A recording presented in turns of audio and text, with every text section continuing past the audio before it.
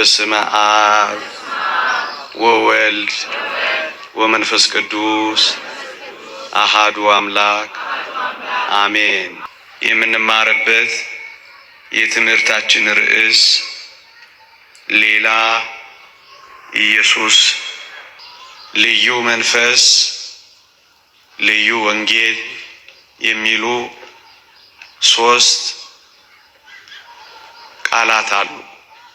እኔ በዚህች ምሽት ሌላ ኢየሱስ በሚለው ላይ አተኩራለሁ። ሰው እግዚአብሔርን በደለ፣ ሰው እግዚአብሔርን አሳዘነ፣ ሰው እግዚአብሔርን ያህል ጌታ ገነትን ታህል ቦታ በበደሉ ምክንያት አጣ። ሰው ከእግዚአብሔር ፊት ተባረረ። ሰው ምስኪንና ጎስቋላ ሆነ። ሰው ልመናው የማይሰማለት፣ ጸሎቱ የማይደርስለት፣ መስዋዕቱ የማይሰምርለት ምስኪንና ጎስቋላ ሆነ። ሰው መቃብር ከመውረድ ጋር ሲኦል መውረድ አገኘው። የባህሪ ጉስቁልና በኃጢአቱ ምክንያት ገጠመው።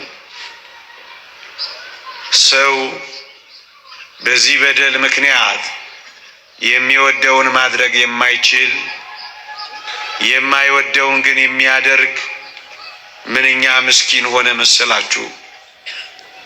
እንደውም ቅዱስ ጳውሎስ ለዚህ ለሞት ከተሰጠ ሰውነት ማን ያድነኛል ብሎ ጮኸ። ሰው ነፃ ፈቃዱ ደበዘዘ። ሰው እንስሳትን እንኳን የሚፈራ እስኪሆን ደረሰ። በእግዚአብሔር ፊት በመውጣቱ ከሁሉም ጸጋዎች ፊት ወጣ። በእግዚአብሔር ፊት በመራቆቱ ብዙ ጸጋዎቹን ተራቆተ። ሰው ባጭሩ ምንኛ ምስኪን ሆነ መሰላችሁ።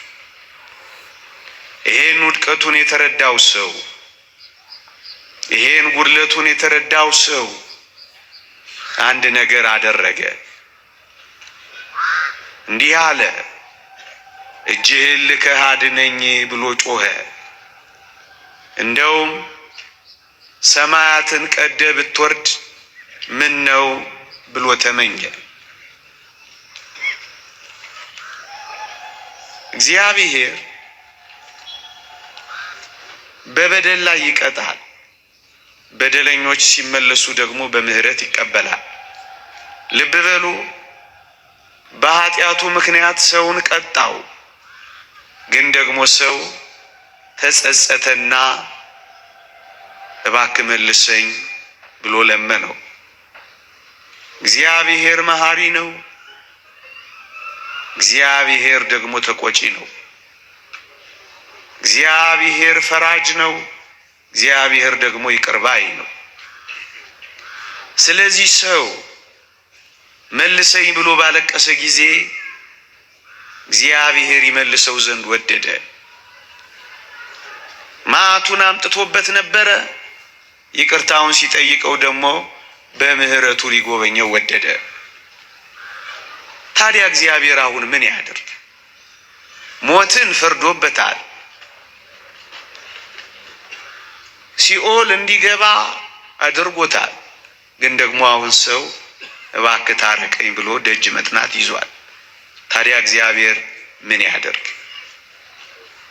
እንዲህ ይላል እግዚአብሔር ቃል ትንቢተ ኢሳይያስ ምዕራፍ 59 ከቁጥር 16 ጀምሮ እንዲህ ተብሎ ተጽፏል። እግዚአብሔር አየ፣ ፍርድም ስለሌለ ተከፋ፣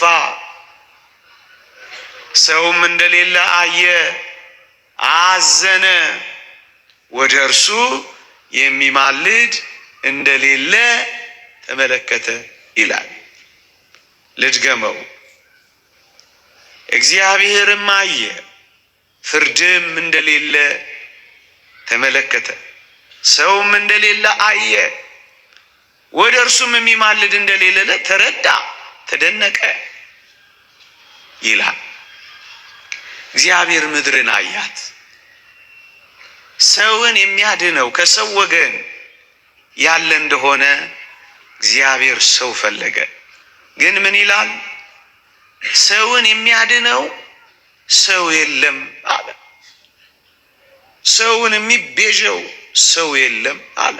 ምክንያቱም ሰው ራሱ በዚህ ተጠቅቷልና ራሱን ማዳን አልቻለም። ሰው የለም አለ። እንደው ወደ እርሱ የሚማልድ እንደሌለ ተረዳ የሚል ቃል ታነባላችሁ ወገኖቼ። የሚያማልዱ እኮ ነበሩ፣ የሚጸልዩ እኮ ነበሩ፣ የሚያስታርቁ እኮ ነበሩ። የጎሰቆለውን የሰው ባህሪ ማደስ ግን አልቻሉ። ነገር ግን ምን ማድረግ አልቻሉም? የሰውን ሕሊና ከረከሰ ስራ ማንጻት ግን አልቻሉም። ነገር ግን ምን አልቻሉም? ገነትን መክፈት አልቻሉም። ነገር ግን ምን አልቻሉም? ሞትን ማስቀረት አልቻሉም። መቃብርን መሻር አልቻሉም። የሞትን ጉልበት ማድከም አልቻሉም። ኃጢአትን ከስሩ ነቅሎ መጣል ግን አልቻሉም። ለዚህ ነው የሚያማልድ እንደሌለ ተረዳ። ለዚህ ነው ሰው እንደሌለ አየ ያለው እንጂ አማላጆችማ ነበሩ። እነማን? እነ አብርሃም ደጋጎቹ አማላጆች እኮ ነበሩ። ምን የሚያረጉ? ነብይ ነውና ስላንተ ይጸልያል የሚባሉ የእግዚአብሔር ወዳጆች አርከ እግዚአብሔር የሚባሉ ነበሩ እኮ። ግንስ ደጋግ ቅዱሳን ራሳቸው በቃል ኪዳን በረድኤት ይጠበቃሉ እንጂ በእውነት ሲኦልን መበዝበዝ አልቻሉ። የተፈረደበትን ሞት ማስወገድ አልቻሉ። ሰው የለም የሚለው ለዚህ እንጂ አማላጆችማ ነበሩ። እነማን? እነ ኢዮብ እኮ ነበሩ። ባሪያዬ ኢዮብ ስለናንተ ይጸልያል እኔም ፊቱን እመለከታለሁ የሚባሉ እንደነ ኢዮብ ያሉ እኮ ቅዱሳን ነበሩ። ግን ምን ማድረግ አልቻሉም? ገነትን መክፈት አልቻሉም።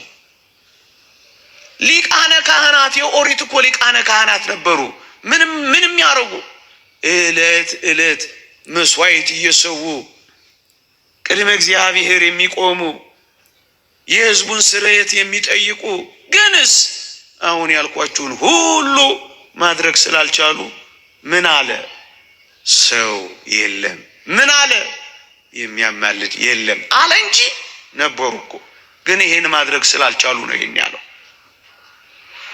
ታዲያ እግዚአብሔር ምን ያድርግ?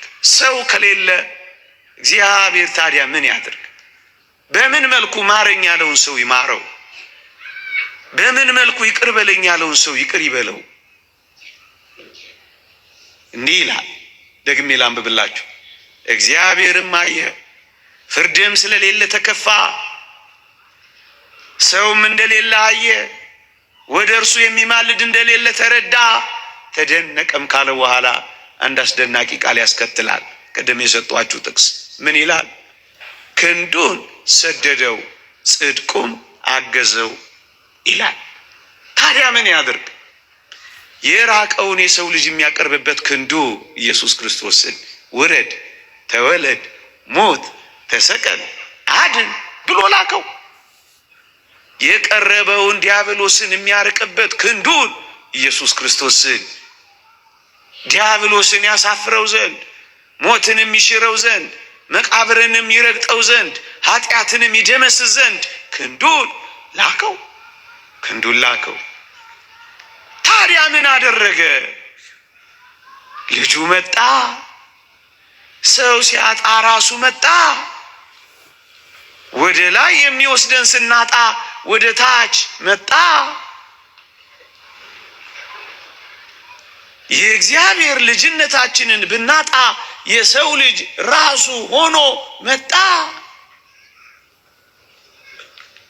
ወደ ላይ እንሄድ ዘንድ ወደ ጥልቁ ወረዳ። ጻድቃን እንባል ዘንድ ከኃጥአን ጋር ተቆጠራ። ራሱ ልጁ ራሱ መጣ። ራሱ እዩ። ይሄንን ሁሉ ነቢያት፣ ይሄንን ሁሉ ጻድቃን፣ ይሄንን ሁሉ ደጋግ ቅዱሳን ማድረግ ስላልቻሉ ምን ማድረግ? የጎሰቆለውን የሰው ባህሪ ማደስ። ምን ማድረግ? ሞትን ትሞታለህ ያለው እግዚአብሔር ነው። ይሄንን ፍርድ ሊያነሳለት የሚገባው እግዚአብሔር ነው። የራሱ የላይ ፍርድ ቤት የፈረደውን የስር ፍርድ ቤት አነሳው የሚያልኳችሁ እግዚአብሔር ስለፈረደው መላእክት ሊያነሱት አልቻሉ። ስለዚህ ምን አረገ? ራሱ መጣ። እንዲህ ይላል ነቢዩ ኢሳይያስ፣ ትንቢተ ኢሳይያስ ምዕራፍ 63 ላይ አኮ በመልአክ ወአኮ በተነባል አላ ለሊሁ እግዚእ ይመጽእ ወያድኅኖሙ ይላል። በመልአክ አይደለም፣ በአማላጅ አይደለም። እናስ እርሱ ራሱ መጥቶ ያድናቸዋል እንጂ። የተወደዳችሁ ክርስቲያኖች በመልአክ አይደለም፣ ደግሞስ በአማላጆች አይደለም። እና በማን? በራሱ በአምላካቸው በእግዚአብሔር፣ በአምላካችን በእግዚአብሔር። እዩ ያዳነን ኢየሱስ ክርስቶስ መልአክ አይደለም፣ መልአክ አይደለም፣ የመላእክት ጌታ ነው። መጽሐፍ ቅዱስ በኩርን ወደ ዓለም ሲያስገባ የእግዚአብሔር መላእክት ሁሉ ለእርሱ ይስገዱ ይላል ተብሎ ተጽፏል። የመላእክት ጌታ ነው፣ የመላእክት ፈጣሪ ነው። አንዳንዶች እሱ ክርስቶስ ሚካኤል ነው ብለው የሚያስተምሩ አሉ። ይሄንን ኢየሱስ ክርስቶስ እኛ እናውቀውም፣ ሌላ ኢየሱስ ነው። ሚካኤል ኢየሱስ ክርስቶስ ከሆነ ኢየሱስ ክርስቶስም ቅዱስ ሚካኤል ከሆነ እንዴት በአንድ ጊዜና በአንድ ቦታ በአንድ ቅጽበት ሁለቱንም ሊሆን ይችላል? ኢየሱስ አያችሁ፣ ቅዱስ ሚካኤል ሌላ ነው፣ ኢየሱስ ክርስቶስ ደግሞ ሌላ ነው። በመልአክ አይደለም። ራሱ እግዚአብሔር ስጋውን ቆርሶ ደሙን አፍሶ በተለየ አካሉ ሰው ሆኖ ያዳነን ከሆነ ራሱ ያዳነን ከሆነ እንዴት ነው አማላጅ አዳነን የምንለው? አማላጁ አይደለም ያዳነን፣ ራሱን ያዳነን። ራሱ ያድናቸዋል። ነብዩ ዮሴም ተናግሯል። ሁለቱን የይሁዳ ከተሞች እምራቸዋለሁ፣ በሰይፍ ግን አይደለም፣ በሰልፍ ግን አይደለም፣ በአምላካቸው በእግዚአብሔር ያድናቸዋለሁ እንጂ ይላል። ራሱ ነው መጥቶ ያዳነ። ምክንያቱም እኛ ወደ ላይ መሄድ አልቻልንም። ምክንያቱም እኛ ተጠያቂዎች ሆነን ራሳችንን ነፃ ማውጣት አልቻልንም። ማን አዳነን? ራሱ መጣ። ለምን መጣ? ባጭሩ ምን ሊያደርግ መጣ? ባጭሩ አጠር አድርጌ ስለሆነ ትንሽ ታግሳችሁ ስሙኝ። ንዑድ ክቡር የሚሆን ሐዋርያ ጳውሎስ በኤፌሶን መልእክት ምዕራፍ 2 እንዲህ ይላል።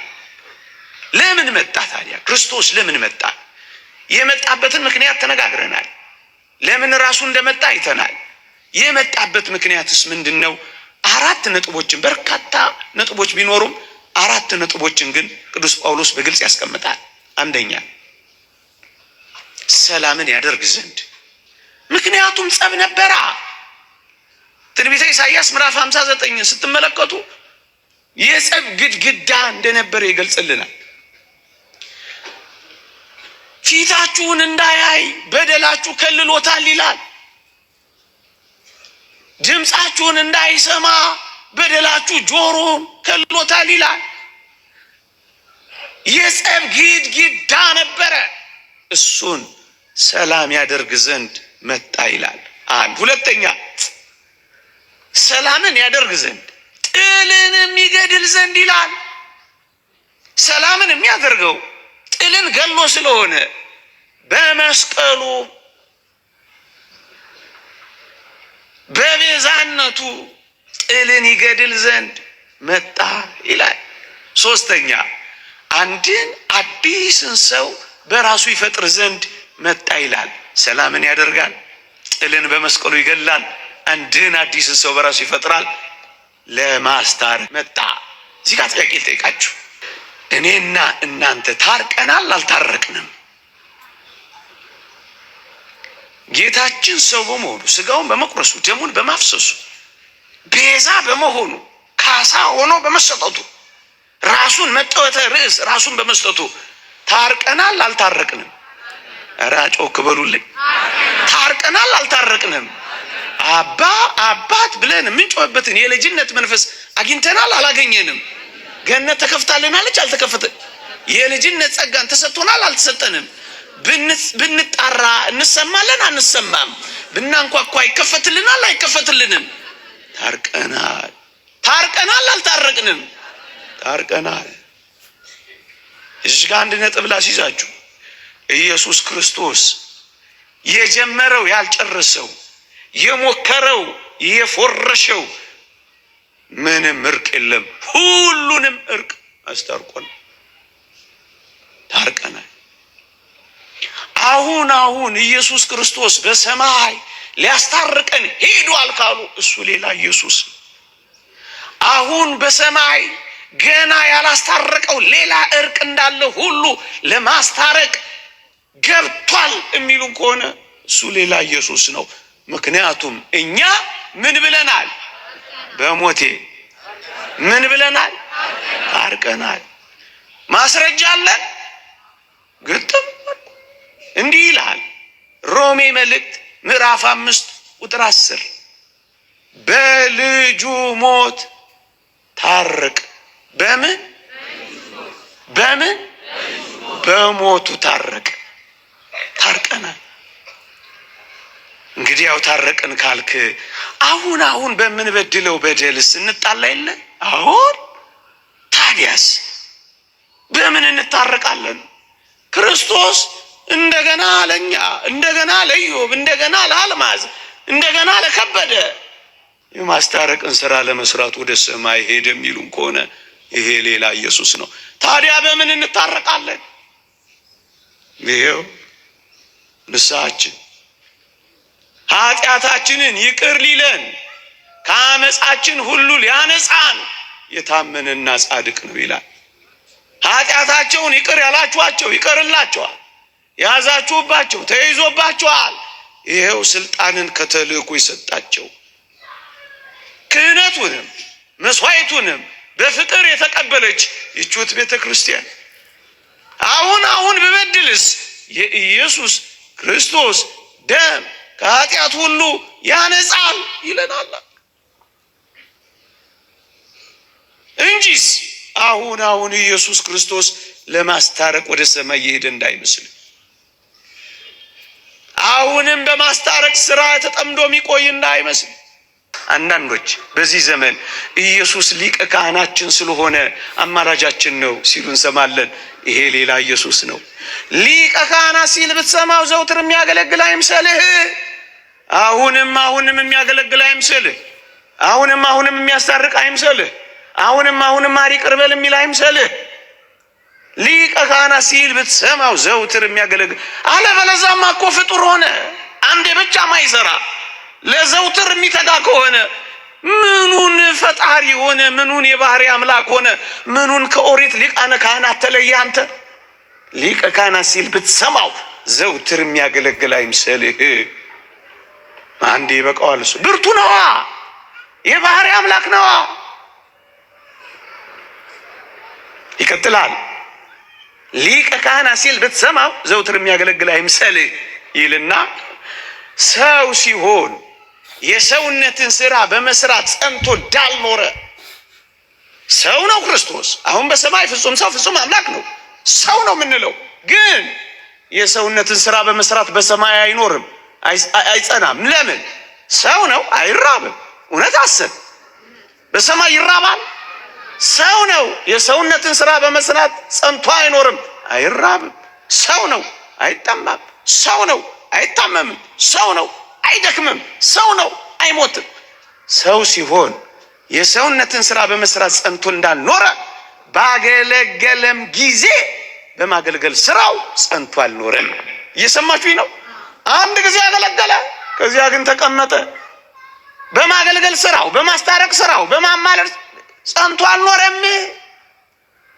አንድ ጊዜ ነው የሚበቃው። ሁል ጊዜ ያገለግላል የሚል ሰው ቢኖር፣ ሁል ጊዜ ያስታርቃል የሚል ሰው ቢኖር፣ ሁል ጊዜ ያማልዳል የሚል ሰው ቢኖር ስለሌላ ኢየሱስ ነው የሚያወራው። ይህንን መጠቅለያ የቅዱስ ዮሐንስ አፈወርቅ ትምህርት ሊቀ ካህናት ሲል ብትሰማው ዘውትር የሚያገለግል አይምሰል። ሰው ሲሆን የሰውነትን ስራ መስራት ጸንቶ እንዳልኖረ ባገለገለም ጊዜ በማገልገሉ ስራ ጸንቶ አይኖርም ካለ በኋላ ቀዊም እንጂ መቆም እንጂ ነቢር መቀመጥ ሲያገለግሉ መኖርን አያስረዳም ይላል። አየህ፣ የተቀመጠው ዘውትር የሚያገለግል እንዳልሆነ ለማረጋገጥ ነው። ቢቆም ኖሮ ሲያገለግል እንደሚኖር እናውቅ ነበር። እሱስ ተቀምጧል። መቀመጡ ምንድን ነው? የአገልግሎቱን መጠናቀቅ ነው የሚያሳየው። መጨረሱን ነው የሚያሳየው። ሲያስታርቅ አለመኖሩ ነው የሚያሳየው።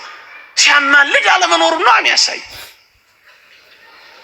ምን ላይ ተቀመጠ ትል እንደሆነ ሁላችን በክርስቶስ የፍርድ ወንበር ፊት እንቆማለን። የምን ወንበር? የተቀመጠው የፍርድ ወንበር ላይ ነው ጎበዝ። የምልጃ ወንበር የለም፣ የፍርድ ወንበር። መቀመጥ ምንድን ነው? ለመፍረድ ነው። እንደገና ለማማለድ የሚቀመጥ ይመስልሃል? እንደገና ለማስታረቅ የሚቀመጥ ይመስልሃል? መቀመጡ የፍርድ ወንበር ላይ እንደሆነ አሳወቀ ቅዱስ ጳውሎስ አንደኛ ቆሮንቶስ መልእክት ምዕራፍ 10 ላይ። ይህንን በደንብ እናብራራው ካል ሐዋርያት ምን ብለው ጠየቁ ጌታችንን? እኛ ሁሉን ትተን ተከተለ፣ እንግዲህ እኛ የምናገኘው ምንድን ነው ብለው ጠየቁት። ማቴዎስ ወንጌል ምዕራፍ 12 ላይ ጌታም እንዲህ አላቸው፣ በ12ቱ የእስራኤል ነገድ ዙፋን ላይ ተቀምጣችሁ ምን ታደርጋላችሁ? ትፈርዳላችሁ። ከመቀመጥ በኋላ ፍርድ ነው ወገኔ። ደግሞ ሌላ እናምጣ። ትንቢተ ዳንኤል ምዕራፍ 4 በዘመናት የሸመገለውን በዙፋኑ ተቀመጠ ካለ በኋላ ፍርድም ሆነ ነው የሚለው። መጽሐፈ ሲራክም ተቀምጠ ፍረድላቸው ነው የሚለው። የሚቀመጥ እኮ ለመፍረድ ነው፣ ፍርድ ነው እንጂ ምልጃ፣ ጸሎት፣ ልመና፣ መቃተት፣ ማር ይቅር በል እንዴት ከቶ ከክርስቶስ ይሰማል?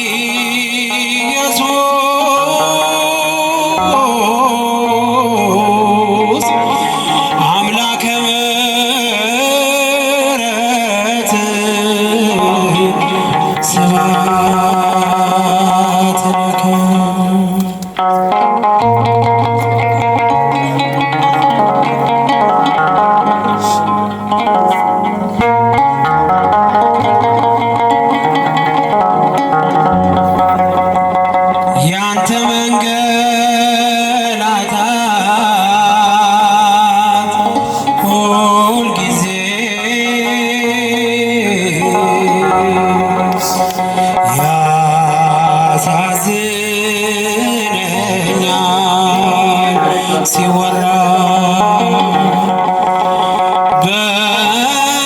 በመስቀል ላይ ሆነ ያየኸው መከራ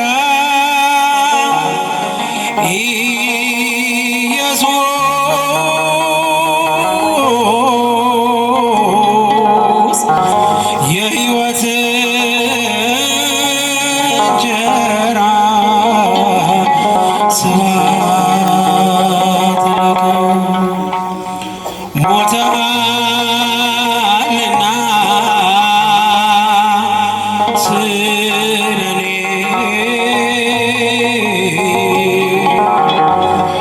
ምንም ሳይኖርብህ ጥፋት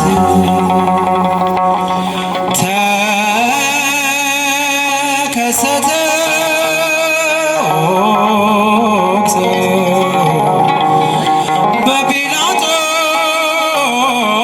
በጲላጦስ ፊት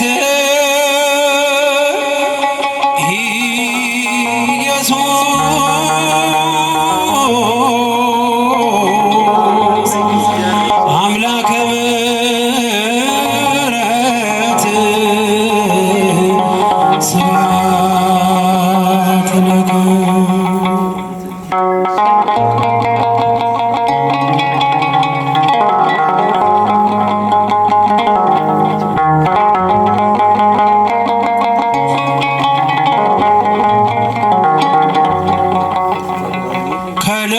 ከልዑል ቦታ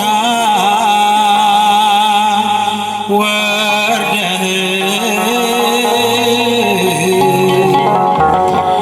ፈጣሪ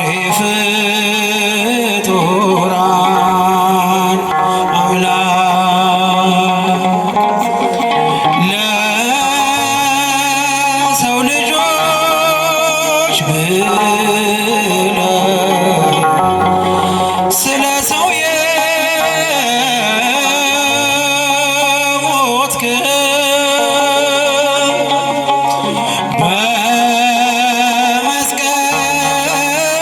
በመስቀል ላይ ተጠማሁ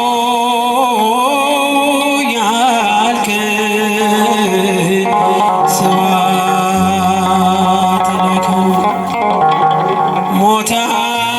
ሞተሃልና ስለኔ ምንም ሳይኖርብህ ጥፋት ተከሰተ ኦክሰ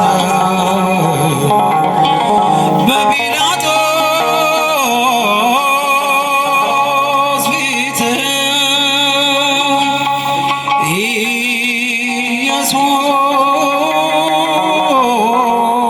ኢየሱስ አምላከ ምሕረት ስብሐት ለከ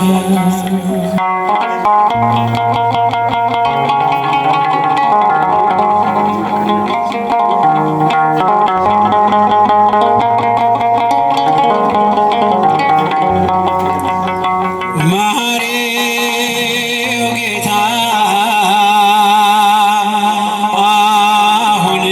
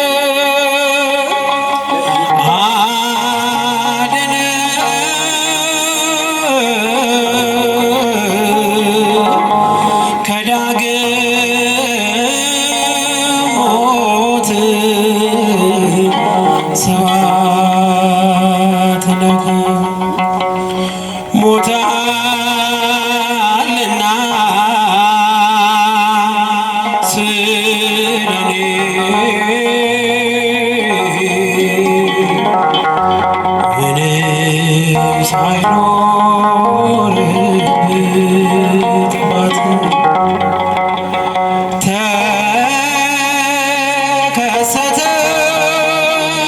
ወቅት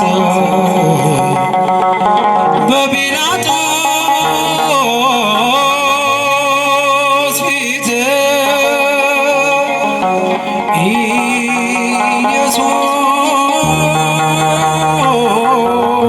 ኢየሱስ አምላከ ምሕረት ስብሐት ለከ።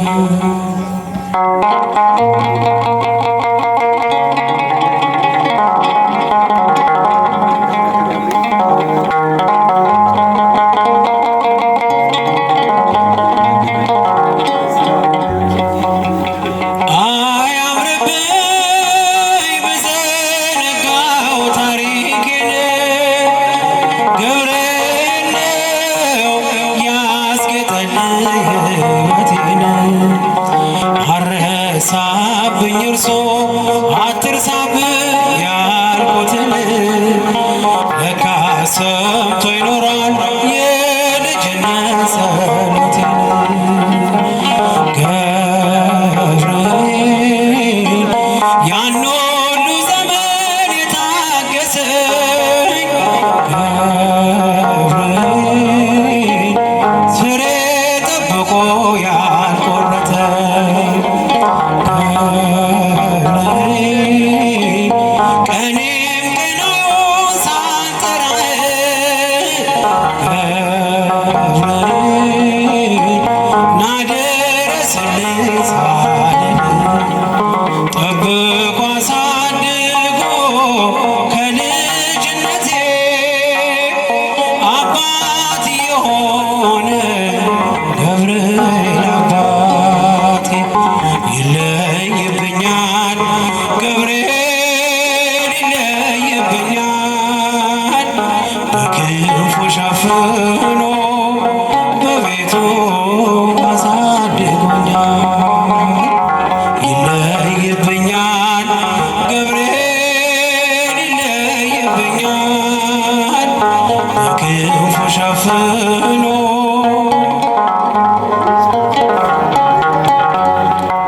ወርቅ አረገው የጠላቴን ክፉ ዕቅድ አራመደኝ በከፍታዬ መንገድ ሊያስጥለኝ አልቻለም ሚጎትተኝ ባለጋራ ተጥሎ ስላለ በእግዚአብሔር ድንቅ ሥራ